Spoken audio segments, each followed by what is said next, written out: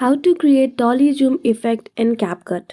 In this video, I will show you how can you easily create a zoom effect in your video in CapCut PC. So without any delay, let's get into it. For that, firstly open the CapCut application and then click on New Project option. Choose the video which you want to edit and then go to Video Effects.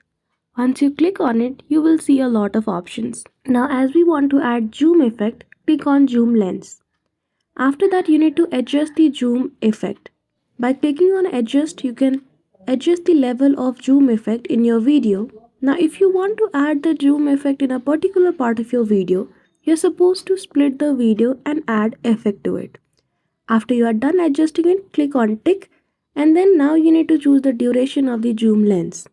Once you are done with it, click on the arrow option at the top right corner and download the video. And that's all. That is how easily you can create Dolly Zoom effect in your video in CapCut PC. So I hope you found this video helpful. If you did, don't forget to give it a thumbs up and subscribe to our channel for such tutorials. Thank you for watching till the end.